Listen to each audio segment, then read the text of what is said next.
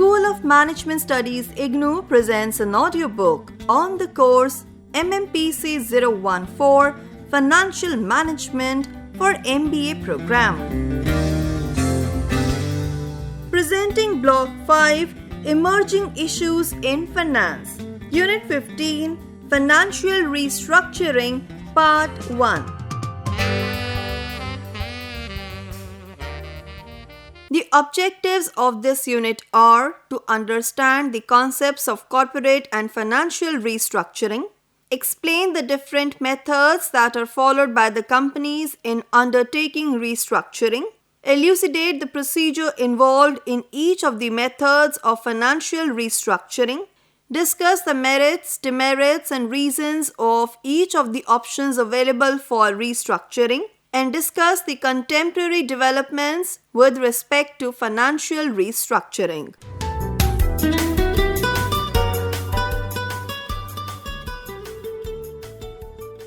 Introduction. Creation and maximization of value, also called wealth, is said to be the objective function of financial management. These are diverse ways by which value maximization occurs in a business firm. When the demand for goods and services is growing, firms tend to expand their business capacity and seize the opportunity of increasing demand. This could be done by constructing more production units or opening up of more and more operational units. Alternatively, expansion of business activity also could be made possible through the acquisition of other businesses. It is natural to acquire business units of similar nature or producing the same or similar goods and services. Sometimes companies also expand their size of operations by taking over of unrelated businesses not having any relation to the present business or businesses carried out. The former is called related diversification and latter is known as unrelated diversification. Some of the takeovers that happened in India in the present century are: Number 1. Mittal Steel taking over of Arcelor Steel. Number 2. Vodafone and Idea merging into one. Number 3. Walmart acquiring Flipkart. Number 4. Tata Steel bought out Cora Steel. And number 5. Vodafone acquiring majority stake in Hutch SR. These are all the examples for related diversification. Companies that are prospering well and that have accumulated cash surpluses venture to diversify into many other areas of business activity, as has been done by big business houses in India, such as Reliance Industries, Bharti Enterprises, Birla Group, ITC, Adani Group, Videocon Industries, and many others. In all these cases, the main objective is to maximize the value of the individual business firm or the group. In the broader sense, this is termed as corporate restructuring. Let us know about this in much more detail.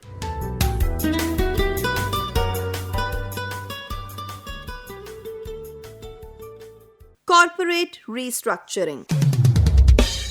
Corporate restructuring or CR is a broader term which includes all other types of restructuring such as financial restructuring, debt restructuring, capital structure changes, and the product mix. There are two basic factors that necessitate corporate restructuring in the business world. First, when the business wants to expand or diversify its activities, it may opt for restructuring through acquisitions, mergers, takeovers, and joint ventures, etc. This is mainly to maximize the value of the business. Second, corporate restructuring becomes a necessity when the business conditions are not favorable or there is recession going on in the economy, as it had happened due to the COVID-19 pandemic. In order to remain in the business, certain actions like disinvestment, downsizing, sell off the whole or part of the business may be resorted to. Sometimes, due to the heavy pile-up of load and the force of the creditors, a restructuring plan needs to be implemented like the one offered by the banks and financial institutions in the name of Corporate Debt Restructuring or CDR. Whatever be the reasons for restructuring, it is resorted to either for maximizing the value of the firm or minimizing the impending loss or unfavorable situation. Many of the turnaround strategies come under this concept. Therefore, corporate restructuring can be defined as a sum of the actions taken by a business in the process of redefining itself, either to pursue value maximization or to keep off the impending decline. Reasons for restructuring. The major reasons as to why companies or businesses resort to restructuring are: number 1, to seize expanding business opportunities in the economy. When the economy is growing, there will be many business opportunities coming in the way of business. Those firms that have the resources or cash surpluses or whose market standing is good may think of taking advantage of the expanding economy. Number 2, sometimes policy changes brought out by the governments create new opportunities, like the economic reforms initiated in India under different phases beginning 1991. The process is still continuing. Number 3, advancements in technology create new opportunities for business. For example, advances in research in cell biology or stem cell research necessitate the biotechnology and pharmaceutical companies to redefine their businesses. If they are not conscious of these developments, they will be out of the scene. Another example could be the telecommunications sector. Allocation of the spectrum, mobile services would definitely alter the complexion of the business units. Number 4, corporate restructuring by some businesses may also be done to gain control over the market or as a measure of strengthening the monopoly power. In this kind of restructuring, the firm would be in a position to dictate the market and other competitors. For example, when mobile technology has come into the scene, there used to be about 15 players in the market. Now there are only 3 to 4 major players like Airtel, Vodafone and Reliance. Number 5. Sometimes companies resort to organizational changes to improve upon managerial efficiency. This may be in the nature of creating conglomerates or division of the group into independent units. Sharing of assets or changes in the ownership, as it happened in the Reliance after the demise of Dhirubhai Ambani, may make it necessary for businesses to go for restructuring. And number 6. Threats from new forms of business establishments also may prompt certain businesses to gain an advantage. A suitable example is the startup culture, when the small businesses are encouraged to develop into big and create an innovative environment. Many enthusiastic individuals floated the startup units and many of them flourished too. The corporate world, being sensitive to the development, encouraged many of them to tie up for business development. This can be considered as a healthy sign of corporate growth. Types of restructuring. Broadly speaking, the different types of corporate restructuring include: number 1, financial restructuring. This involves decisions pertaining to acquisition, mergers, divestitures, leveraged buyout, leveraged recapitalization, reorganization of capital, etc. Number 2, technological restructuring.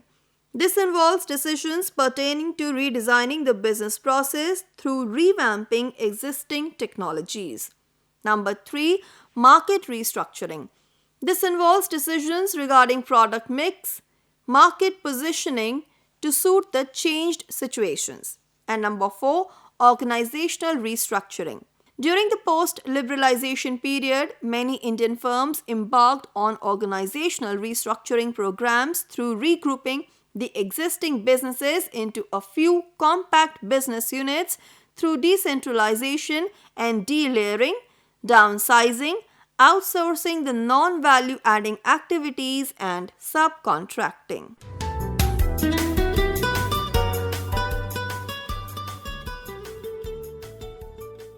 Financial restructuring. This is one of the major aspects of corporate restructuring. Nonetheless, every restructuring would finally affect the financial profile of the company. Viewed in the larger context, Financial restructuring is defined as the process of reorganizing the finances of the business unit in terms of assets and liabilities. It includes a rejig of capitalization, capital structure, cost of capital, debt equity, cash flow streams, etc. Any measure intended to improve upon the financial health or condition of the firm can be covered under the financial restructuring.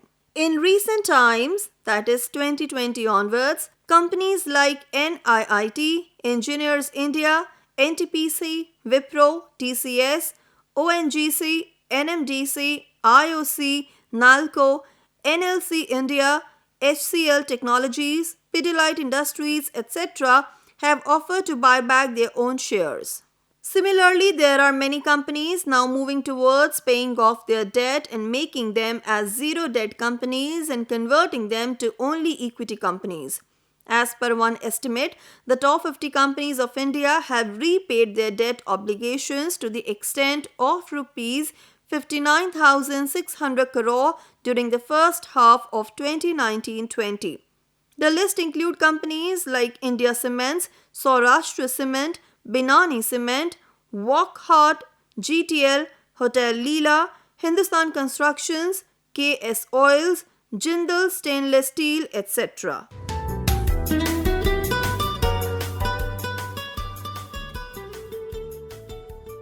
Methods of financial restructuring. As could be noticed from the discussion so far, there are many methods of financial restructuring.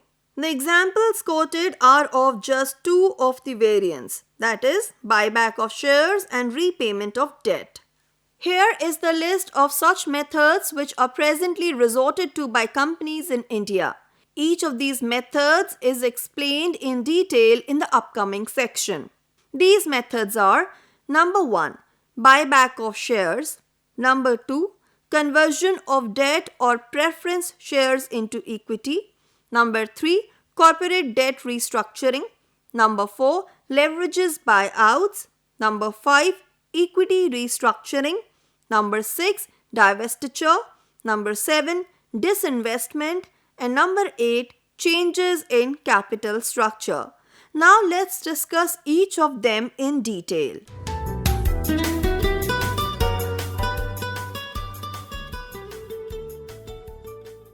Buyback of shares.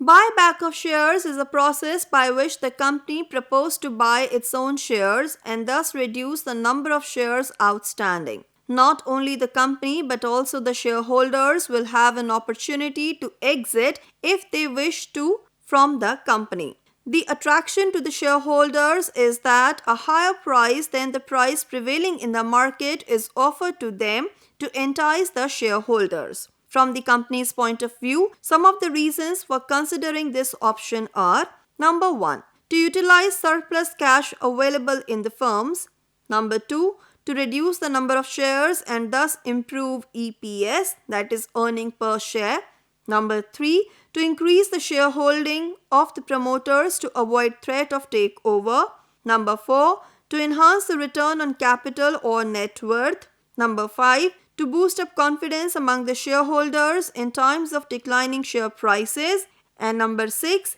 to create positive signals on the market and thus help rise share prices. Provisions of the Companies Act 2013.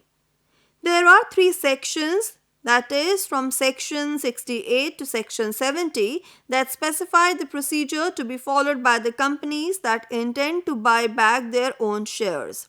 As per section 68 of the Companies Act 2013, the conditions for buyback of shares are: number 1, articles of association must authorize buyback, otherwise the company has to amend the articles by passing special resolution in general meeting. Number 2, for buyback we need to pass special resolution in general meeting, but if the buyback is up to 10%, then a resolution at board meetings needs to be passed.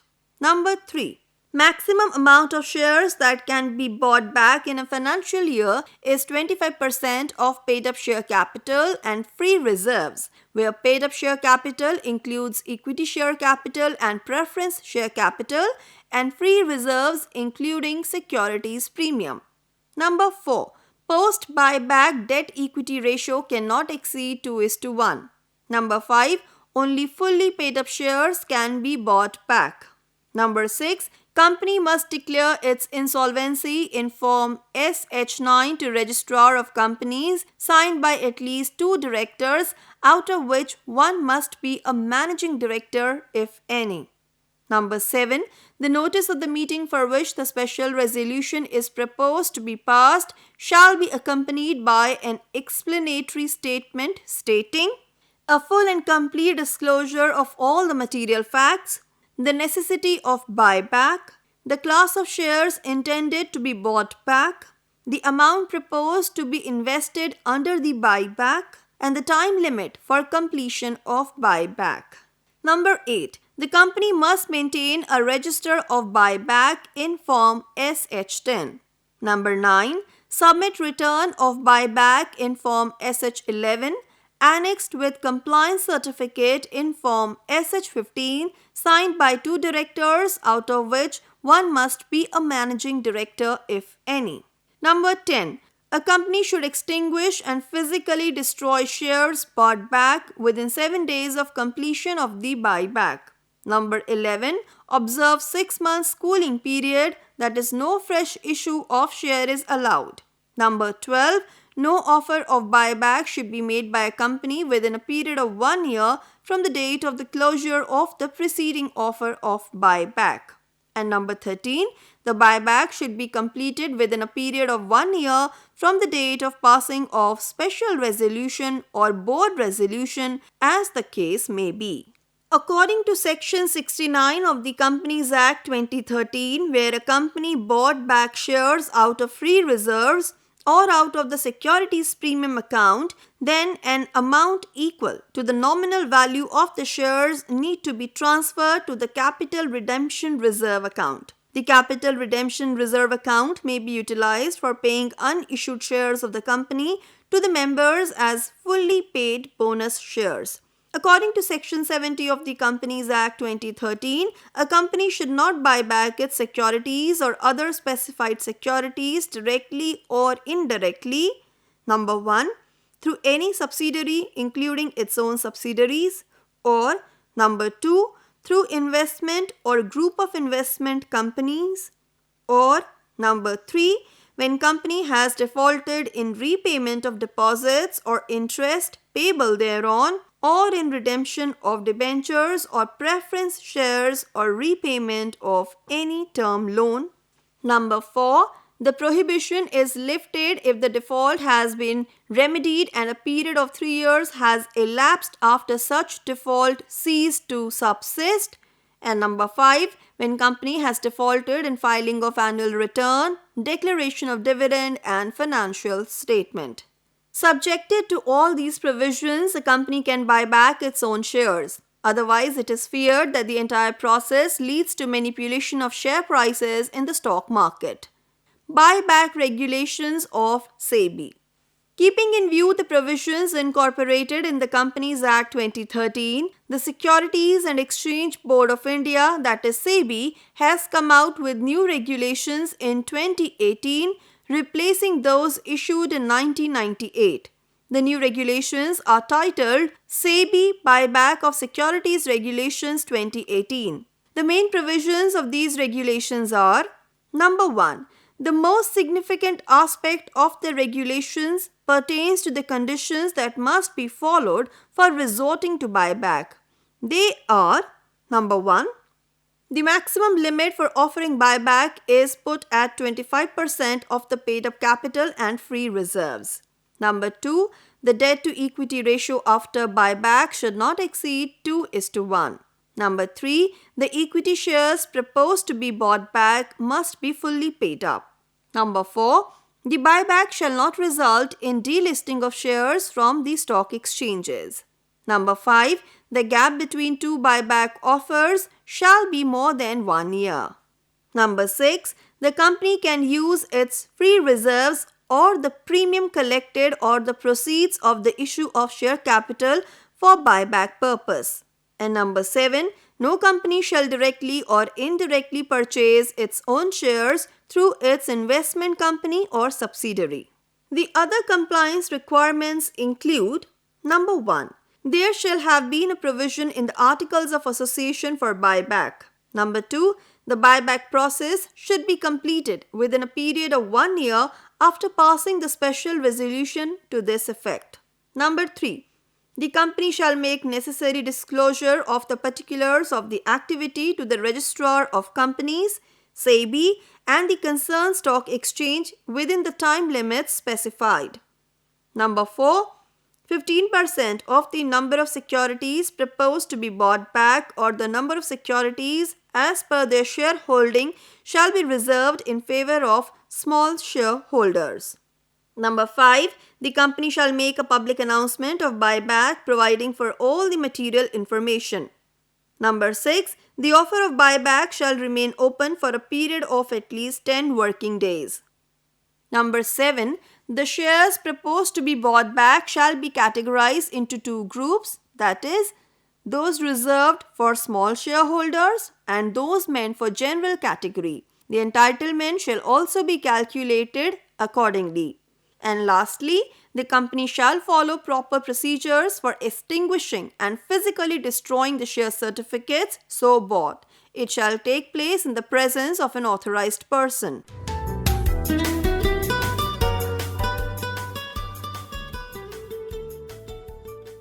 Conversion of debt or preference shares into equity.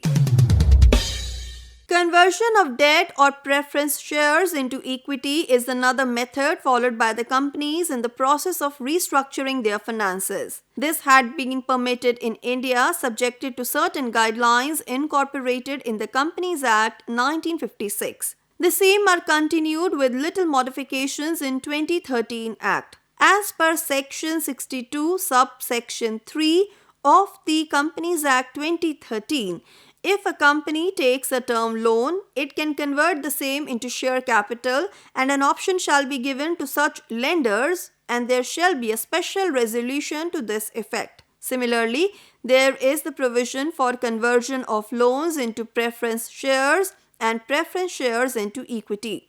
These ideas have come onto the scene when the Government of India, through Ministry of Corporate Affairs, permitted the issue of convertible debentures and preference shares. After the specified period, these securities get converted into equity at the option of the holder as per the terms agreed at the time of issue. SEBI has issued detailed guidelines for conversion of debt into equity under different circumstances of debt restructuring subjected to the guidelines of the RBI in this regard.